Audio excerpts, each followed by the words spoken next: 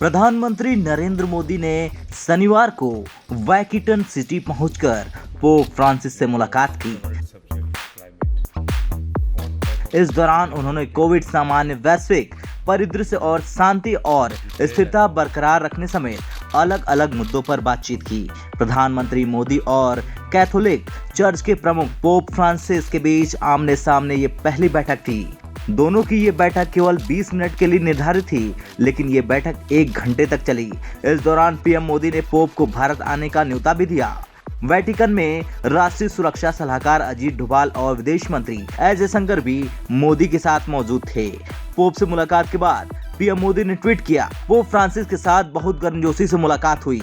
मुझे उनके साथ कई मुद्दों पर चर्चा करने का अवसर मिला और उन्हें भारत आने के लिए आमंत्रित भी किया।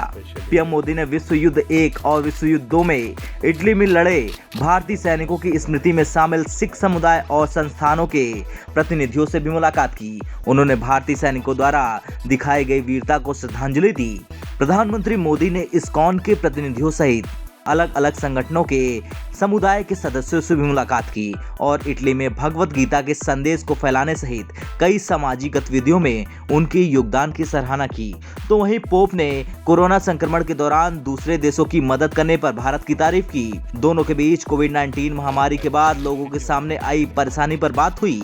मोदी ने जलवायु परिवर्तन के मसले पर भारत द्वारा किए गए प्रयासों के बारे में बताया। उन्होंने पोप को ये भी बताया कि किस देश के नागरिक को 1 बिलियन वैक्सीन डोज किस तरह लगाए गए। वैसे पोप से मुलाकात प्रधानमंत्री मोदी के ऑफिशियल शेड्यूल का हिस्सा नहीं थी, क्योंकि विदेश मंत्रालय ने इस बारे में कोई जानकारी नहीं दी थी। इसके बाद मोदी फ्रांस के राष्ट्रपति इमैनुअल मैक्रोन समेत 3 राष्ट्राध्यक्षों से मुलाकात करेंगे। फ्रांस के राष्ट्रपति इमैनुअल मैक्रोन से पीएम मोदी की मुलाकात काफी अहम मानी जा रही है। दोनों के बीच पिछले ही महीने आकाश के मसले पर बातचीत हुई थी। हालांकि तब ये बातचीत फोन कॉल पर हुई थी। अमेरिका, ब्रिटेन, ऑस्ट्रेलिया के बीच सबमरीन डील को लेकर काफी तनातनी मची हुई है और इसका असर सीधे तौर पर कहीं न कहीं AUKUS पर होता नजर आ रहा है।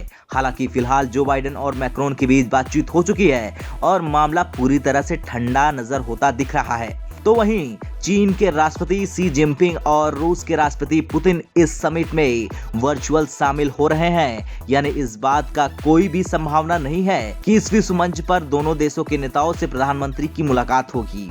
भारत और रूस के बीच दोस्ताना रिश्ते हैं और मजबूत रक्षा सहयोग है, लेकिन चीन को लेकर न सिर्फ दुनिया फिक्रमंद है, बल्कि भारत को खास तौर पर चीन से खतरा है। ब्यूरो रिपोर्ट, भारत तक।